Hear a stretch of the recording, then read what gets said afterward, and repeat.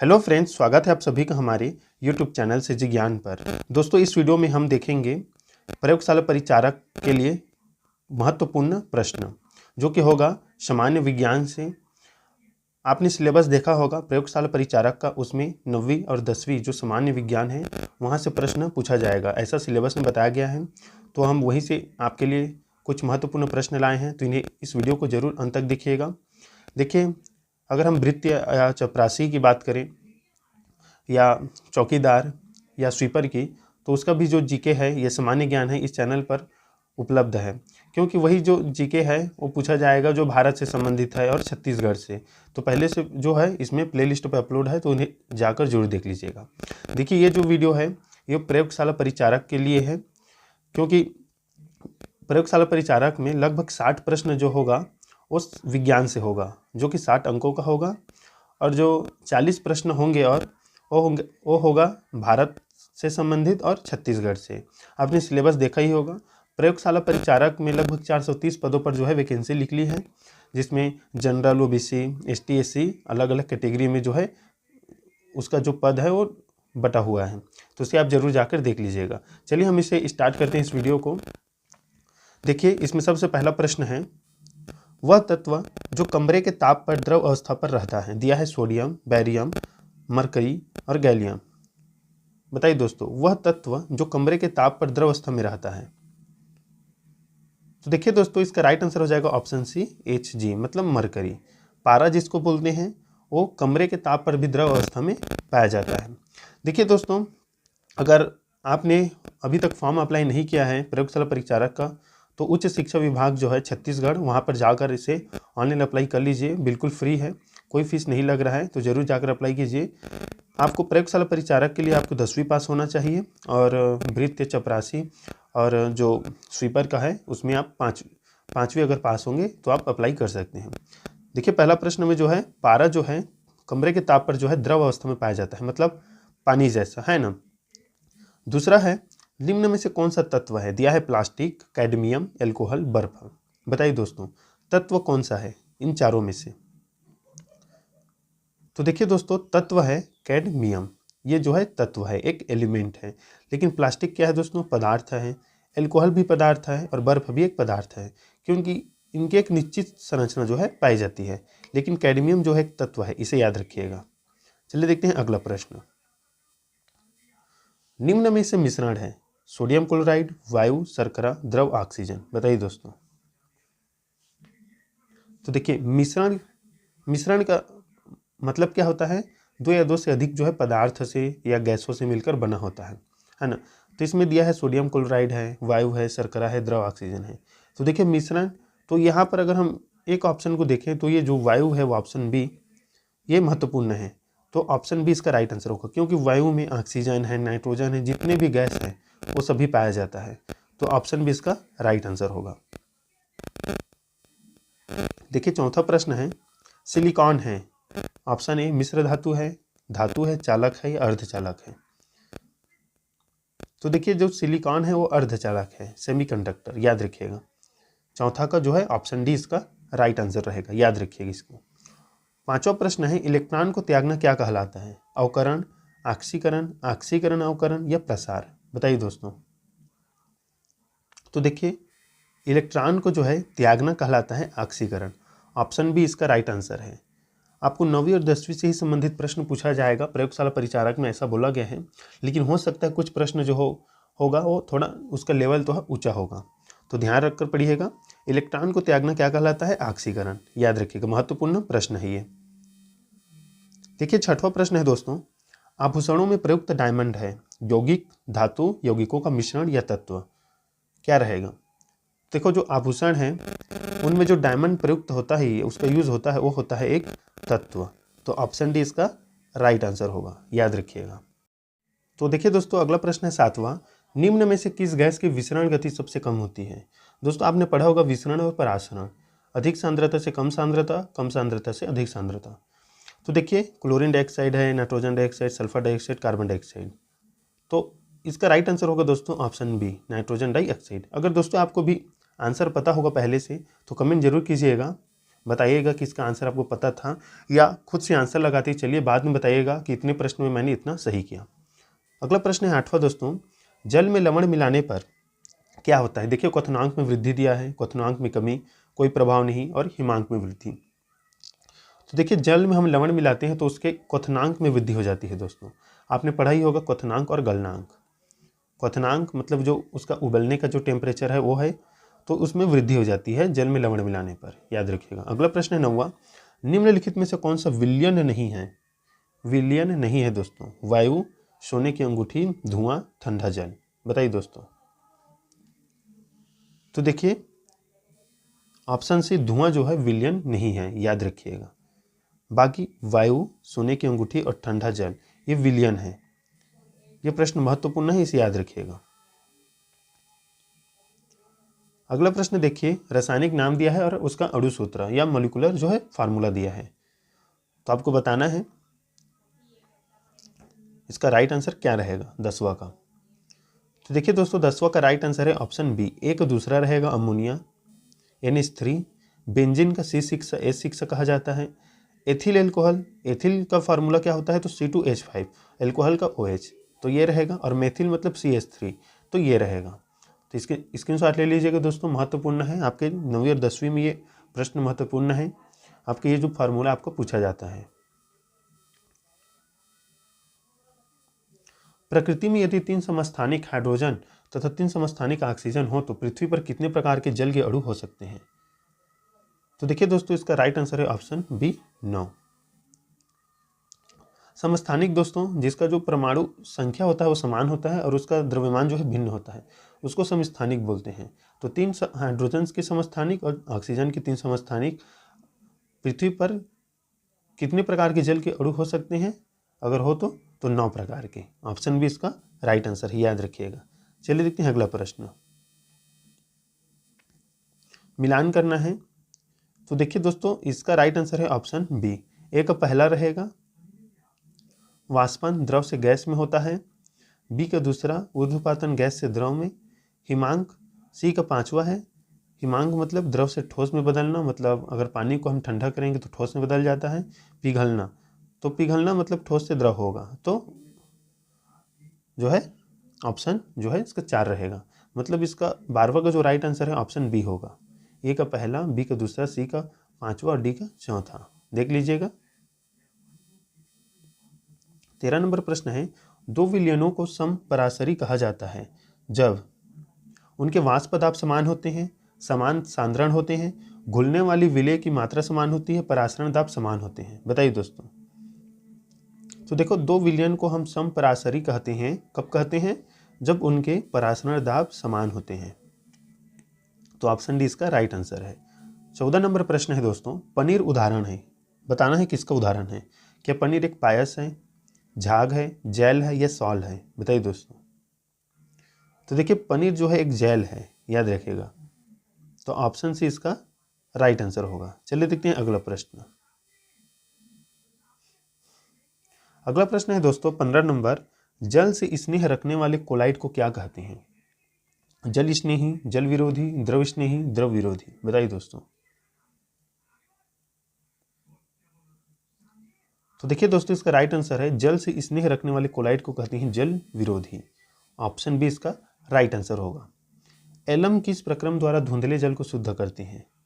तो देखिए दोस्तों इसका राइट आंसर है, एलम जो है स्कंदन द्वारा जो है धुंधले जल को शुद्ध करते हैं। याद रखिएगा, महत्वपूर्ण प्रश्न है, स्कंदन द्वारा।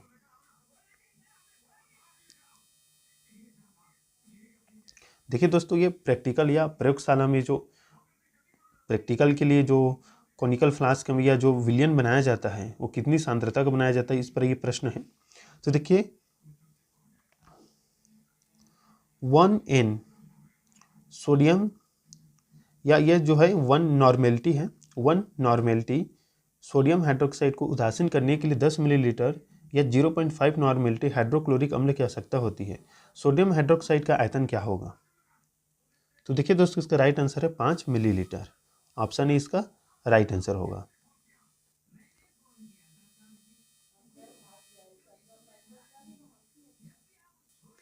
अगला प्रश्न है देखियो, सारणी 1 को सारणी 2 से मिलान करना है, नीचे दिए गए कोड की सहायता से सही उत्तर का चयन करें। 18वां का देखिए राइट आंसर है दोस्तों ऑप्शन सी, ए का 5वां होगा। धुआं जो है ठोस का परिक्षेपण गैस में होता है। किसी भी हम ठोस वस्तु को जलाते हैं तो गैस में परिवर्तित होता है। बी का चौथा होगा, जैल का द्रव का परिक्षेपण ठोस में होता है। पायस का होगा द्रव का परिक्षेपण द्रव में ही, और झाग का होगा दोस्तों गैस का परिक्षेपण द्रव में। तो इस प्रकार इसका राइट आंसर होगा, देख लीजिएगा, स्क्रीनशॉट ले लीजिएगा। महत्वपूर्ण प्रश्न है आपके प्रयोगशाला परिचारक के लिए। अगला प्रश्न देखते हैं दोस्तों, निम्न में से कौन सा भौतिक परिवर्तन है? विघटन, ऑक्सीकरण, ऊर्ध्वपातन या अवकरण? बताइए दोस्तों। तो देखिए भौतिक परिवर्तन है ऊर्ध्वपातन, इसमें भौतिक परिवर्तन होता है, याद रखिएगा। विघटन, ऑक्सीकरण, अवकरण में कोई भी भौतिक परिवर्तन मतलब उसके जो फिजिकल स्वरूप है या संरचना है उसमें परिवर्तन नहीं होता विघटन, ऑक्सीकरण, अवकरण में, लेकिन ऊर्ध्वपातन में होता है। तो ऑप्शन से इसका राइट आंसर, इसे याद रखिएगा। मोमबत्ती का जलना क्या है? प्रकाश रासायनिक अभिक्रिया है, ऊष्माशोषी है, ऊष्मक्षेपी या प्राकृतिक अभिक्रिया? बताइए दोस्तों।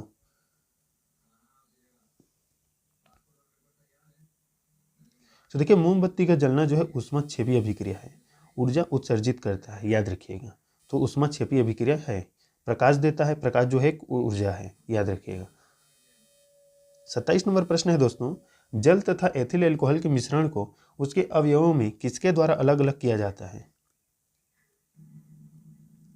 तो देखिए दोस्तों इसका राइट आंसर हो जाएगा ऑप्शन डी, प्रभाजी आसवन द्वारा। एथिल अल्कोहल के मिश्रण को उसके अवयव से पृथक किया जाता है। जल तथा एथिल अल्कोहल के मिश्रण को किससे किया जाता है? तो प्रभाजी आसवन द्वारा। देखिए दोस्तों जो सामान्य विज्ञान है उसमें केमिस्ट्री मतलब रसायन, बायोलॉजी जीव विज्ञान जो है, और फिजिक्स भौतिकी से प्रश्न आएगा, तो याद रखिएगा।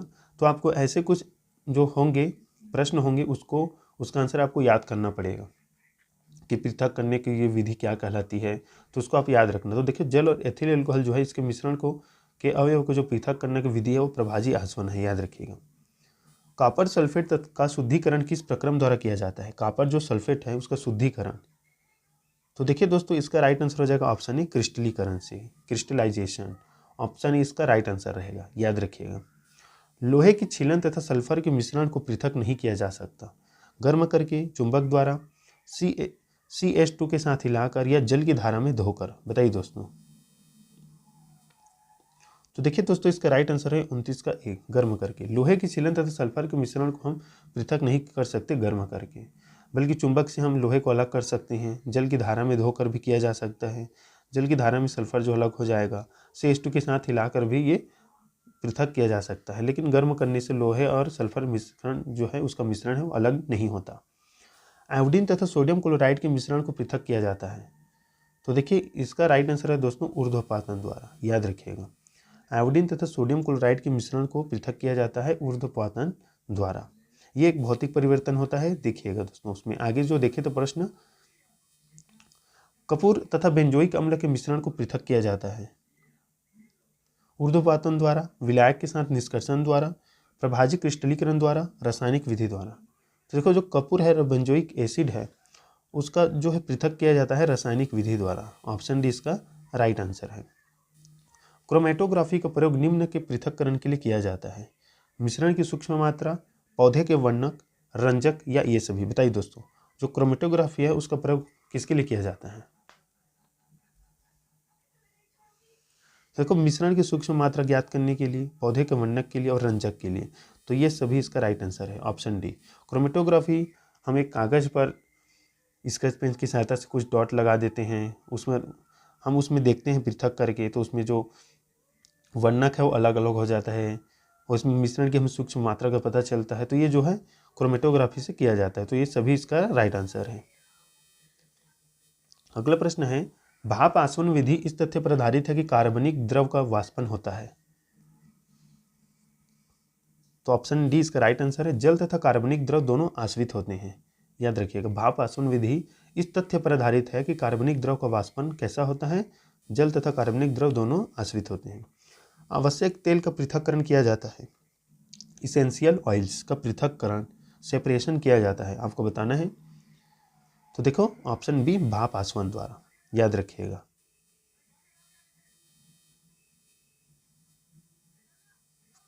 35 नंबर प्रश्न है, परिशुद्ध एल्कोहल एब्सोल्यूट एल्कोहल को साधारण प्रभाजी आसवन द्वारा प्राप्त नहीं किया जा सकता, क्योंकि यह जल के साथ स्थिर क्वाथी मिश्रण बनाता है। ऑप्शन डी इसका राइट आंसर रहेगा दोस्तों, याद रखिएगा। चलिए देखते हैं अगला प्रश्न। लवणीय जल से शुद्ध जल प्राप्त करने में प्रयुक्त प्रक्रम है। जो लवण युक्त जल है उससे हम शुद्ध जल कैसे प्राप्त कर सकते हैं, कौन सा प्रक्रम यूज करते हैं या विधि? तो इसका राइट आंसर है आसवन विधि, याद रखिएगा। लवण युक्त जल से शुद्ध जल प्राप्त करना आसवन है।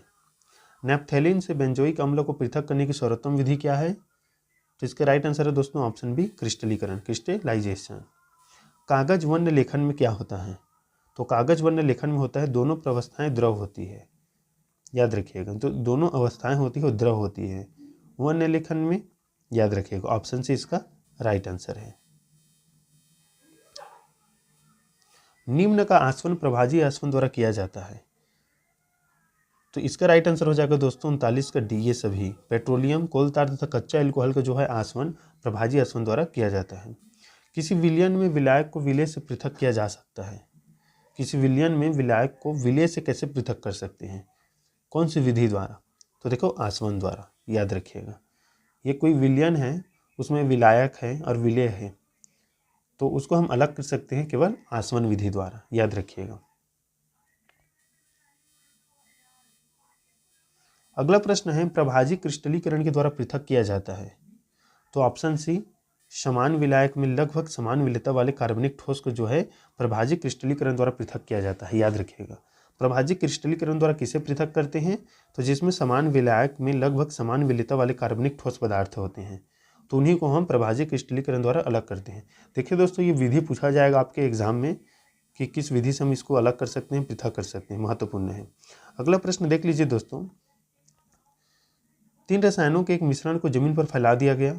कुछ क्षेत्र को कुछ समय पश्चात देखने पर यह पाया गया कि रसायन अपने प्रारंभिक स्थान पर नहीं थे तथा ये तीनों पृथक हो चुके थे। नीचे दिए गए चित्र की सहायता से ज्ञात कीजिए कि कौन सा रसायन जो है सर्वाधिक विलेय है।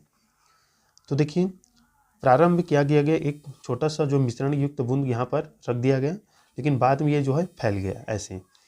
तो इसका राइट आंसर क्या रहेगा कि कौन सा जो रसायन है सर्वाधिक विलेय है? तो देखिए दोस्तों, ऑप्शन बी इसका राइट आंसर है। ये वाला जो विलेय है वो सर्वाधिक विलेय है, क्योंकि देखिए ये विलियन है और इसमें ये जो ये अणु है या मॉलिक्यूल है वो बहुत दूर तक फैल गया है। तो सर्वाधिक विलेय कौन सा है? ऑप्शन बी, मतलब ऑप्शन बी का बी इसका राइट आंसर है। हमें निष्कर्षण करने के लिए 100 मिलीलीटर विलायक दिया गया है, निम्न में से किनके द्वारा पृथक्करण सर्वाधिक प्रभावी है? तो देखिए दोस्तों, 43 का राइट आंसर हो जाएगा ऑप्शन सी, 20 मिलीलीटर के द्वारा 5 बार निष्कर्षण। ऑप्शन सी इसका राइट आंसर होगा। साबुन उद्योग में स्पेंट लाई से ग्लिसरॉल को पृथक किया जा सकता है, कम दाब पर आसवन द्वारा। साबुन उद्योग में जो है स्पेंट लाई होता है उसको हम ग्लिसरॉल को पृथक किया जा सकता है उससे, स्पेंट लाई से। तो कैसे? कम दाब पर आसवन द्वारा। या ये क्वेश्चन आपको थोड़ा पूछा जा सकता है पेपर में कि साबुन उद्योग में स्पेंट लाई से ग्लिसरॉल को किस विधि द्वारा पृथक करते हैं? तो याद रखिएगा कम दाब पर जो है आसवन द्वारा, ये याद रखिएगा। ये दे दिया जाएगा भाप आसवन द्वारा, या हो सकता है कि कोई और अन्य विधि दे, ऊर्ध्वपातन, इधर कुछ भी रहे और आसवन दिया रहे, तो आसवन द्वारा आपको टिक करना है।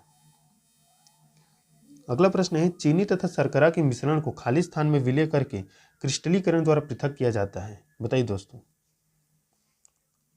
तो चीनी तथा शर्करा के मिश्रण को मेथिल एल्कोहल में विलय करके क्रिस्टलीकरण द्वारा पृथक किया जाता है, याद रखिएगा। चीनी तथा शर्करा के मिश्रण को मेथिल एल्कोहल के साथ, सॉरी दोस्तों एथिल एल्कोहल है ना, CH3 रहता तो मेथिल है, यहाँ पर C2H5 दिया है एथिल एल्कोहल। तो चीनी तथा शर्करा के मिश्रण को एथिल एल्कोहल में विलय करके क्रिस्टलीकरण द्वारा पृथक किया जाता है। किसी मिश्रण के प्रत्येक अवयव के अपेक्षिक अधिशोषण को निम्न के रूप में व्यक्त किया जाता है। किसी मिश्रण है उसका जो अवयव है उसके अधिशोषण को हम कैसे व्यक्त करते हैं?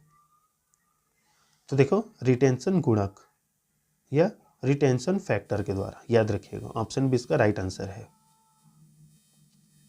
देखिए दोस्तों, इस वीडियो का लास्ट प्रश्न है, निम्न में से कौन सी धातु जल तथा वायु के संपर्क में आकर तेजी से जलती है, बताइए दोस्तों।